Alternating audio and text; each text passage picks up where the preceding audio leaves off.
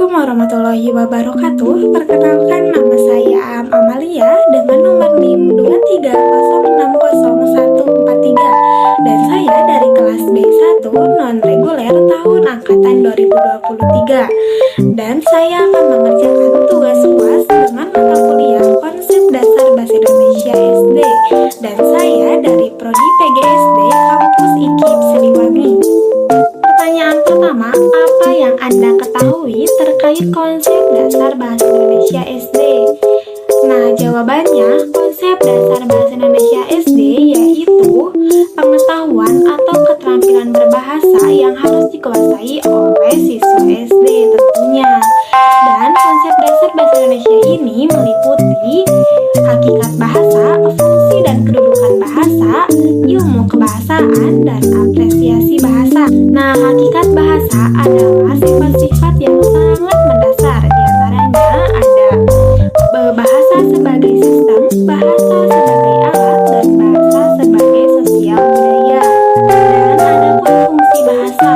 Fungsi bahasa adalah peran bahasa dalam kehidupan manusia. Fungsi bahasa yaitu sebagai alat komunikasi, fungsi bahasa sebagai alat ekspresi, fungsi bahasa sebagai alat adaptasi, dan fungsi bahasa sebagai alat kontrol. Kedudukan bahasa yaitu kedudukan atau posisi bahasa kehidupan manusia. Dan kedudukan bahasa ini meliputi sebagai bahasa nasional, bisa meliputi kedudukan sebagai daerah, dan kedudukan bahasa sebagai bahasa asing. Dan apresiasi bahasa adalah kemampuan untuk menghargai dan menikmati keindahan bahasa. Bahasa dapat dilakukan melalui kegiatan membaca, menulis, dan mendengarkan. Dan adapun metode pembelajaran konsep dasar bahasa Indonesia yaitu bisa melakukan berbagai cara melalui metode ceramah, metode diskusi, metode eksperimen, yaitu seperti kayak membaca, belajar, menulis, berbicara, dan pembelajaran berbasis masalah. Nomor 2, bagaimana penggunaan kata benda dalam sebuah kalimat dapat mempengaruhi makna secara keseluruhan, yaitu dengan menetapkan subjek dan objek kalimat. Kata benda biasanya berfungsi sebagai subjek dan objek dalam sebuah kalimat. Subjek adalah pelaku atau orang yang melakukan tindakan, sedangkan objek adalah benda atau orang yang dikenal sebagai tindakan. Dan yang poin kedua ada menentukan jenis kalimat. Jenis kalimat contohnya yaitu misalkan saya cantik. Dan ada juga menggambarkan keadaan dan kondisi. Contohnya yaitu misalkan tentang keadaan cuaca. Contohnya langit cerah dan matahari bersinar terang. Dan ada juga menentukan waktu dan tempat. Contohnya, saya akan berangkat ke kampus pada pukul 8 waktu Indonesia Barat. Kata benda konkret dan abstrak. Contohnya, aku melihat ayam di halaman rumah. Maknanya berarti aku melihat seekor ayam yang sedang berada di halaman rumahku. Dan ada juga kata benda umum dan khusus. Contoh kata benda umum yaitu misalkan, saya ingin membeli rumah baru. Dan contoh kata benda khusus yaitu saya ingin membaca buku novel. Dan ada juga kata benda tunggal dan jamak. Contoh kata benda tunggal berarti satu ya, tunggal. Contohnya yaitu gunung. Dan contoh kata benda jamak yaitu gunung-gunung itu sangat menjulang tinggi. Kita lanjut ke pertanyaan nomor 3. Nah, ada loh strategi yang dapat digunakan siswa untuk mengatasi kesulitan dalam memahami makna kata yang sulit dalam bacaan bahasa Indonesia. Yang pertama yaitu bisa menggunakan konteks dalam kalimat. Nah, ini adalah salah satu cara yang paling mudah untuk memahami makna kata yang sulit, yaitu dengan memperhatikan konteks. Yang kedua, menggunakan kamus. Kamus menyediakan arti-arti dan penjelasan yang sangat mudah dan cukup jelas. Dan ada juga bertanya kepada guru atau orang lain. Nah, ini adalah salah satu strategi yang harus dilakukan siswa, dan siswa juga dapat berlatih menggunakan bahasa Indonesia secara rutin atau mengganti percakapan menggunakan bahasa Indonesia dalam kehidupan. Kita ke pertanyaan nomor 4. Pertanyaannya, nah, pahami kata penghubung. Kata penghubung yaitu fungsi kata hubung, dan ada juga beberapa yang menunjukkan kata hubung. Di antaranya ada sebab akibat, ada hubungan tujuan, ada hubungan perbandingan, ada hubungan pertentangan, dan ada juga hubungan urutan, dan ada juga hubungan tambahan. Contoh kata hubung. Tadi yang pertama ada hubungan sebab akibat. Contoh kalimatnya, karena hujan deras, jalan menjadi licin. Dan contoh hubungan tujuan, dia bekerja keras agar dapat membahagiakan keluarganya. Hubungan perbandingan, contoh kalimatnya, sepeda ini lebih mahal daripada sepeda saya. Contoh hubungan pertentangan, meskipun hujan deras, kami tetap bermain. Ada kata hubung urutan. Urutan itu seperti kayak step by step atau langkah-langkah kita misalkan ingin membuat adonan atau ingin menyelesaikan masalah. Contoh katanya, misalkan langkah pertama yaitu siapkan bahan-bahan. Yang kedua, kita aduk bahan-bahan tersebut. Dan yang ketiga, kita masukkan adonan ke dalam loyang. Nah, itu contoh kata hubung urutan. Nah, ini nomor 5. Nah, apa peran dialeks dalam bahasa Indonesia? Dialeks dalam bahasa Indonesia ada 2 macam, yaitu ada peran dialek positif dan ada juga peran dialeks negatif. Nah, peran dialeks positif yaitu menjaga keberagaman bahasa Indonesia.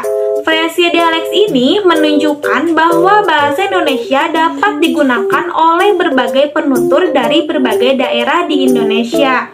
Dan ada juga meningkatkan pemahaman antar pembaca dari berbagai daerah. Nah, dengan mempelajari dialeks ini, pembaca dapat memahami makna kata-kata dan kalimat yang digunakan oleh penutur kata. Nah, itu adalah peran dialeks positif, dan ada pun juga peran dialeks negatif. Yang pertama yaitu ada menyebabkan kesulitan pemahaman antar pembaca, dan ada juga yang menyebabkan terjadinya konflik sosial. Nah, itulah peran dialeks positif dan dialeks negatif. Sekarang ke pertanyaan nomor 6. Nah, jawabannya, pilihan kata dan gaya bahasa dapat mencerminkan budaya dalam berbagai cara. Yang pertama, penggunaan kosakata daerah. Nah, ini juga bisa menunjukkan latar belakang budaya pengarang. Contohnya misalkan nginang atau lesehan. Dan ada juga penggunaan ungkapan daerah, misalkan pengarang dari daerah Sunda misalkan, mungkin dia menggunakan kata misalkan ulah boros atau bahasa Indonesianya jangan boros. Dan ada juga penggunaan cerita rakyat dan penggunaan adat istiadat. Nah, itulah pilihan kata atau gaya bahasa dapat mencerminkan budaya dalam berbagai cara. Nah, itu adalah salah satu cara-caranya. Bahasa formal adalah bahasa yang dapat digunakan dalam situasi formal, misalkan dalam seperti acara-acara rapat, seminar, dan lain sebagainya yang berbau formal. Bahasa formal memiliki ciri-ciri tentunya, yaitu menggunakan kosakata dan tata bahasa yang baku, dan menghindari penggunaan kata-kata atau ungkapan informal, dan menggunakan kalimat yang aktif dan tidak bertele-tele. Nah, itu tadi ada adalah bahasa formal. Nah, sekarang kita bahas bahasa informal dalam bahasa Indonesia. Bahasa informal adalah bahasa yang dapat dilakukan dalam sehari-hari dan tentunya sama memiliki poin-poin penting, yaitu yang pertama tadi ada menggunakan kosakata dan tata tidak baku. Dan yang kedua ada menggunakan kata-kata dan ungkapan informal. Dan yang ketiga ada menggunakan kata atau bahasa yang tidak terlalu formal. Nah, itulah bahasa atau perbandingan bahasa formal dan informal dalam bahasa Indonesia. Nah, itulah bahasa formal dan informal dalam bahasa Indonesia. Bahasa formal biasanya digunakan pada saat ada acara-acara tertentu, misalkan kayak rapat seminar atau rapat guru. Itu biasanya kan menggunakan kata bahasa yang formal. Dan bahasa-bahasa informal itu biasanya digunakan dalam bahasa sehari-hari, seperti kayak kita berbicara kepada orang lain atau mengobrol. Itu kan biasanya pasti menggunakan bahasa informal ya, seperti kayak aku, kamu. Gak mungkin kan dalam sehari-hari biasanya pakai saya, anda gitu kan, gak mungkin. Pasti dalam sehari-hari itu pakai bahasa informal. Nah, itu penjelasan tentang bahasa formal dan informal dalam bahasa Indonesia. Pertanyaannya, bagaimana cara kita mengajarkan bahasa Indonesia kepada anak sekolah dasar? Tentunya banyak cara untuk mengajarkan bahasa Indonesia kepada anak sekolah dasar. Yang pertama yaitu gunakan metode pembelajaran yang menarik. Nah, sekarang di sekolah-sekolah tuh lagi memakai kurikulum Merdeka. Nah, pasti metode ini di dalamnya ada permainan, cerita, dan lagu. Itu pun bisa menjadi salah satu metode pembelajaran yang menarik agar siswa dapat lebih mengerti tentang pelajaran bahasa Indonesia. Nah, guru harus bisa menggunakan bahasa Indonesia dalam kehidupan sehari-hari yang baik dan benar supaya siswa dapat meniru gaya bahasa Indonesia. Dan berikan juga kesempatan siswa untuk berlatih seperti misalkan menulis, membaca, dan berbicara.